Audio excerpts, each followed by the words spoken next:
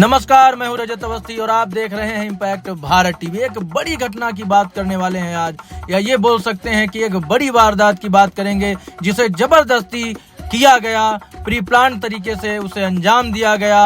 वहां पर सर्वे करने गई टीम निशाना थी, टारगेट थी टीम, और पुलिस प्रशासन टारगेट पर था। प्री प्लान तरीके से पुलिस पर गोलियां चलाई गई, पत्थर बरसाए गए और उनकी गाड़ियां जला दी गई। ये सब कुछ हुआ है संभल में।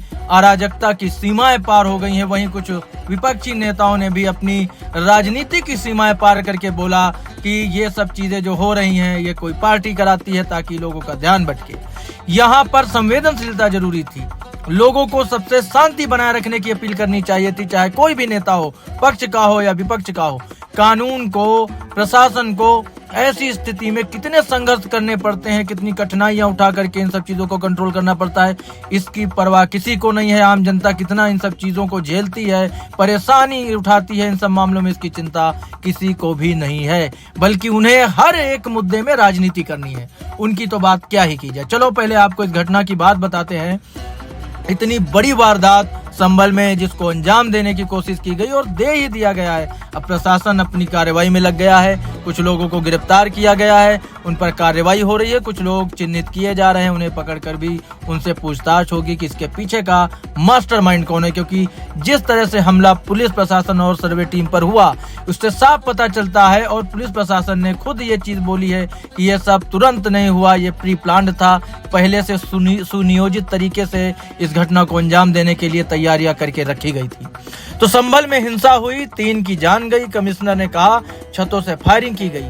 वहीं परिजनों ने कहा कि पुलिस की गोली से उनकी जान गई है। लेकिन सबसे बड़ी बात यह है कि ऐसी स्थिति जब आप पैदा करने के लिए जाते हैं, वहां पर उस स्थिति को बनाने जाते हैं, तो आपको सोचना चाहिए कि उसमें जान तो किसी की भी जा सकती है, मामला कितना भी बढ़ सकता है और विवाद बहुत आगे जा सकता है। संभल में जामा मस्जिद के सर्वे के दौरान हिंसा भड़की, जिसमें 3 युवकों की जान भी गई।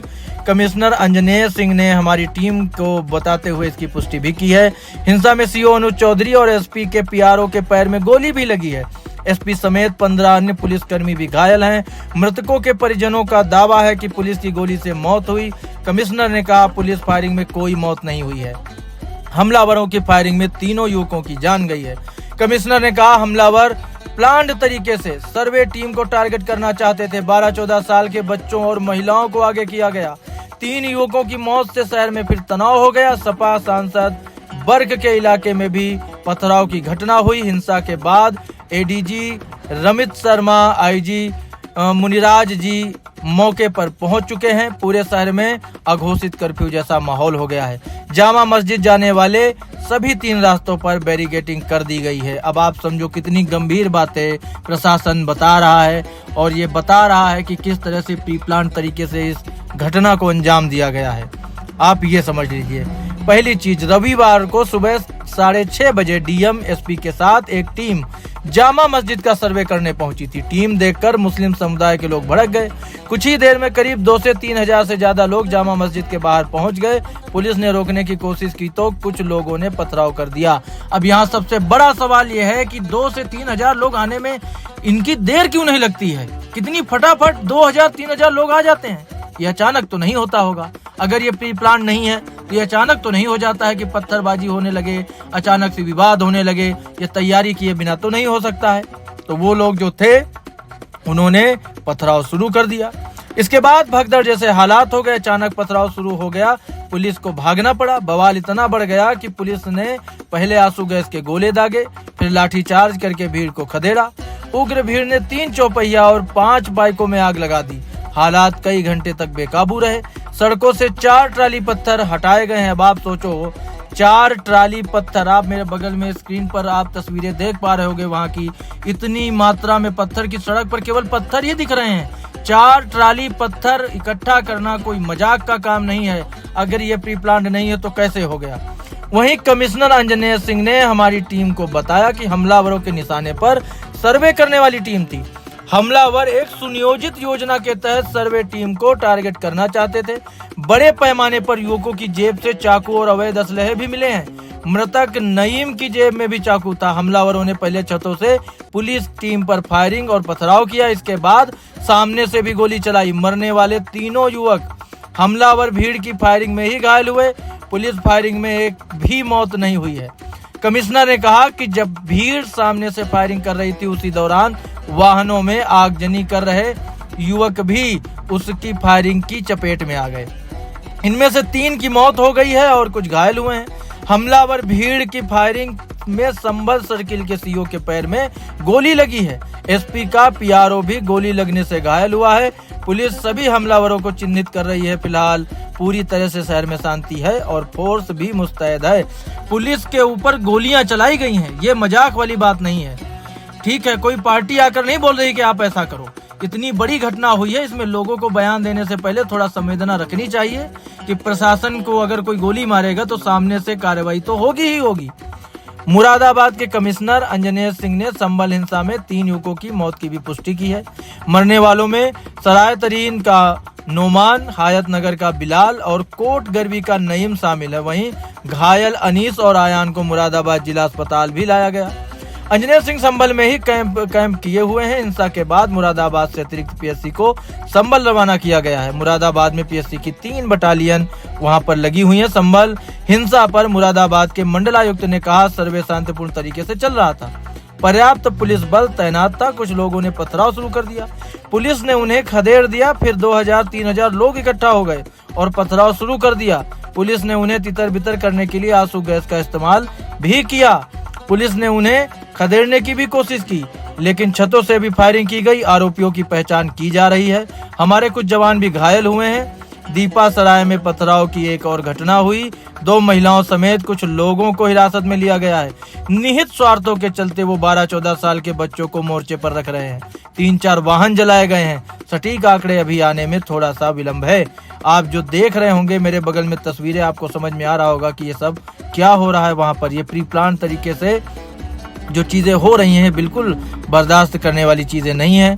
ऐसे में कुछ विरोधी पार्टियां जो हैं इस समय यूपी में, जो विपक्ष है, उसने कई एकदम असंवेदनशील बयान भी दिए हैं, जिन पर मैं नहीं समझता कि चर्चा करने का कोई विषय बनता है और ना ही उसको इतना तवज्जो हमें देनी चाहिए, क्योंकि वो बिना मतलब के बयान है, राजनीति है। कोई जान जाए, किसी की मौत हो, उससे किसी को परवाह इस बयान में मुझे दिखती नहीं है। इसलिए मैं उनकी चर्चा बाकी चैनलों की तरह बिल्कुल भी करूंगा ही नहीं मेरे चैनल में। वहीं केंद्रीय मंत्री गिरिराज सिंह ने संभल में हुई पत्थरबाजी की घटना पर कहा, संभल में जो एक समुदाय की ओर से हमला किया गया और वो भी सरकारी तंत्र पर, यह हमला सरकारी तंत्र पर नहीं बल्कि भारत के लोकतंत्र और कानून पर है, जिस पर उन्हें भरोसा नहीं है। अब देश बर्दाश्त नहीं करेगा जिस ढंग से ये हमला किया गया। ये बड़ी बात गिरिराज सिंह ने कही है। संभल में जामा मस्जिद के बाहर पथराव के बाद अब जगह जगह फोर्स तैनात है। पूरी सड़क पर पत्थर बिछ गए हैं। प्रशासन की टीम ने कई ट्रैक्टर ट्रालियां भेजी हैं, वहां से पत्थरों को हटवाया जा रहा है। सूत्रों की माने तो उनका कहना है कि कई ट्राली से पत्थरों को ले जाया गया है। अब आप सोचो, इतनी बड़ी संख्या में पत्थर। संभल में पथराव की घटना का भाजपा सांसद कंगना रनौत ने कहा, यह अब कोई छिपी बात नहीं है कि सिर्फ संभल ही नहीं बल्कि हमारे देश में ऐसी कई जगह हैं जहां हिंदू प्रवेश नहीं कर पाते हैं। ऐसे इलाकों में लोग शरिया कानून लागू करने की कोशिश कर रहे हैं और शरणार्थियों को फर्जी पहचान पत्र दिए जा रहे हैं। हम अपने मंत्र एक हैं तो सुरक्षित हैं और बटेंगे तो कटेंगे का महत्व देख सकते हैं। हमें अपने देश में एकजुट रहना होगा। तो ये सारी जो घटनाएं हैं ये बड़ा विषय है। मतलब इसको आप एक खबर के जैसा नहीं ले सकते। इस तरह की चीजें अगर इस देश में अभी भी हो रही हैं तो ये चिंता की बात है। अब इसमें मास्टरमाइंड कौन है पीछे तो प्रशासन बताएगा और उसे बताना भी चाहिए। वहीं मुरादाबाद डीआईजी रेंज मुनिराज जी ने कहा, हमने यहाँ आकर पेट्रोलिंग कराई है, हर जगह माहौल को काबू में किया जा रहा है, बाकी चीज बाद में बताई जाएंगी। लोगों से शांति की अपील की जा रही है।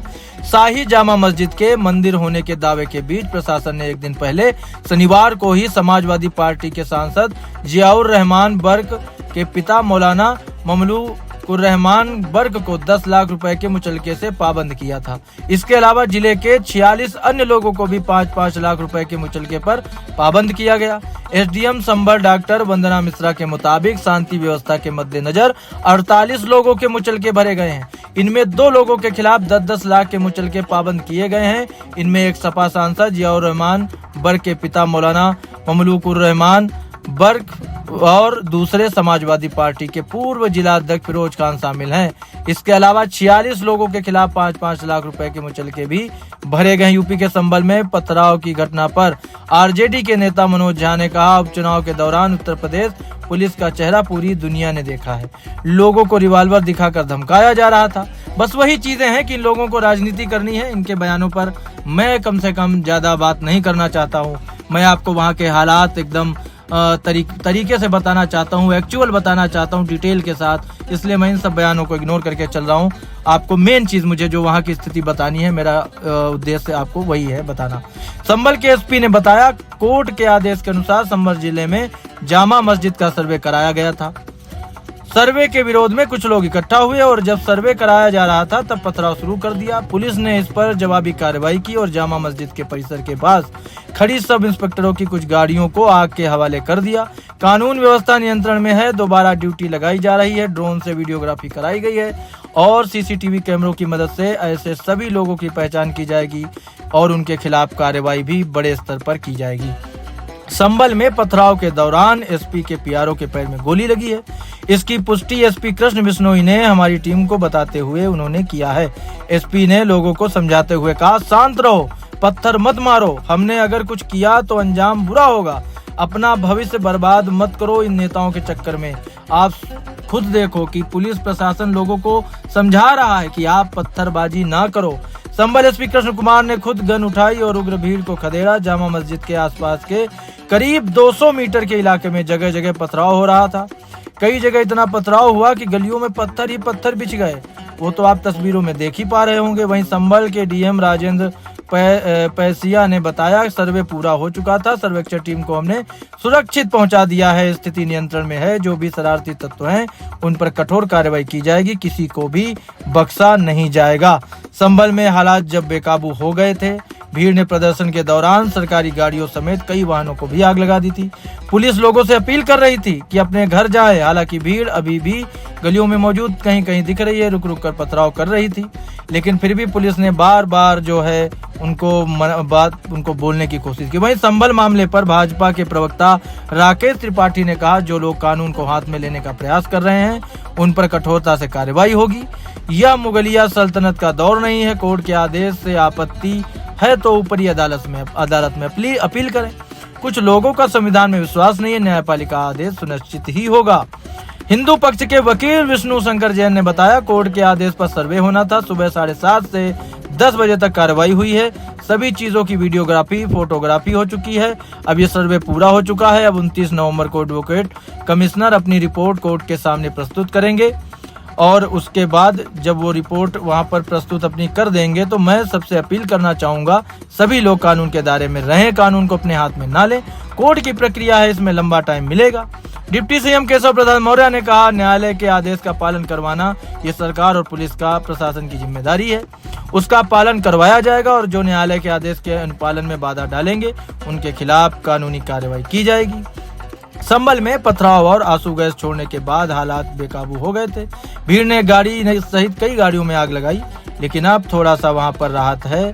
प्रशासन ने अपने चीजें कब्जे में थोड़ा सा कर ली हैं। वहीं संभल में हुई पत्थरबाजी की घटना पर डीजीपी यूपी प्रशांत कुमार ने कहा, कोर्ट के आदेश पर संभल में सर्वे कराया जा रहा है। कुछ असामाजिक तत्वों ने पथराव किया था। पुलिस और वरिष्ठ अधिकारी मौके पर मौजूद हैं। स्थिति नियंत्रण में है। पुलिस पत्थरबाजों की पहचान करके उचित कार्रवाई भी कर रही है। वहीं संभल एसपी कृष्ण कुमार बिश्नोई ने बताया कि जामा मस्जिद में कोर्ट के आदेश के बाद सर्वे कराया जा रहा था और उसके बाद बाहर भीड़ जमा हुई और उन लोगों ने हमला करने की पूरी तरह से तैयारी करके रखी हुई थी। प्री प्लान था, कहने का मतलब यह है। और पुलिस ने जब लाठीचार्ज किया तो भगदड़ जैसे हालात वहां पर हो गए। कई युवक गलियों में घुस गए और पथराव शुरू कर दिया। पुलिस ने पहले चेतावनी भी दी वहां से हट जाएं, लेकिन भीड़ उग्र हो गई। भीड़ पुलिस की तरफ दौड़ी तो पुलिस ने एक गली में छिप गई पुलिस, और इसके बाद पुलिस ने आंसू गैस के गोले उन पर दागे हैं। कुल मिलाकर के स्थिति को कंट्रोल में करने की जो कोशिश की जा रही है उसमें आपको एक बार फिर बता देते हैं कि मेन चीज इसमें क्या है। संभल की जो शाही जामा मस्जिद का मामला कोर्ट में पहुंच गया था। कैला देवी मंदिर के महंत ऋषि राजगिरी महाराज ने 19 नवंबर को दोपहर 1:30 बजे सिविल कोर्ट में याचिका लगाई। सिविल जज सीनियर डिवीजन आदित्य सिंह की अदालत ने 2.5 घंटे में ऑर्डर कर दिया। कहा, मस्जिद का सर्वे होगा, वीडियो और फोटोग्राफी कराकर रिपोर्ट 7 दिन में दाखिल की जाएगी। अदालत ने एडवोकेट कमिश्नर नियुक्त किया। उसी दिन शाम 4 बजे आदेश के महज 2 घंटे के भीतर शाम 6:15 बजे सर्वे के लिए टीम जामा मस्जिद पहुंच गई। डीएम राजेंद्र पैसिया और एसपी कृष्ण कुमार बिश्नोई भी साथ में थे। 2 घंटे के सर्वे के बाद टीम रात करीब 7:45 बजे बाहर आई थी। महंत ऋषि राज गिरी ने दावा किया कि शाही जामा मस्जिद श्रीहरि हर मंदिर है। मस्जिद में मंदिर के कई प्रमाण हैं। यहीं पर भगवान विष्णु के दशावतार कल्कि का अवतार होना है। शाही जामा मस्जिद सदर कोतवाली क्षेत्र में के कोट पूर्वी में स्थित है। तो ये सारी घटना संभल में हुई, जिसकी हमने आपको विस्तार से पूरी जानकारी दी है। अब समझने वाली चीज ये है कि ये जो एक विशेष लोग हैं, विशेष समुदाय के लोग हैं, इनमें धैर्य क्यों नहीं है। कोर्ट ने अगर कोई आदेश किया है, पुलिस उसकी जांच करा रही है, पुलिस उस प्रक्रिया में सहयोग कर रही है और टीम नियुक्त की गई है, वो जाकर वहां सर्वे कर रही है। तो अगर आपको आपत्ति, आप ऊपरी कोर्ट में जाओ ना, आप कानून अपने हाथ में ले लोगे, आप पुलिस पे गोलियां चलाओगे, पत्थर चलाओगे, उनकी गाड़ियां जला दोगे क्या? ये चीजें एक्सेप्टेबल नहीं होनी चाहिए। एक भारत के अंदर अब तो नहीं होनी चाहिए। और इस पर हमारी भी एक दरख्वास्त है कि ऐसे अराजक लोगों के खिलाफ बहुत ही कठोर कार्रवाई होनी चाहिए, बहुत ही कठोर कार्रवाई होनी चाहिए। ये सारी चीजें एक्सेप्टेबल अब इस देश में नहीं होनी चाहिए, बहुत हो चुका। तो और हमारी ये उम्मीद भी है और हमारा भरोसा है कि यूपी की सरकार, सीएम योगी इस पर कठोर कार्रवाई कराएंगे और जो अपराधी हैं उनके साथ कठोरता से उनको सजा मिलेगी। तो आज की इस बड़ी खबर का विश्लेषण हमने आपको पूरा करके बताया है, एक एक पॉइंट से आपको समझा दिया है। आप पूरी घटना समझ गए होंगे क्या हुआ है। आगे जो भी अपडेट होगी वो हम आपको आगे देंगे। तो अभी की बड़ी खबर का विश्लेषण यहीं तक। अब हमारी मुलाकात आपसे जल्द होगी एक और बड़ी खबर के साथ। तब तक आप देखते रहिए इम्पैक्ट भारत टीवी।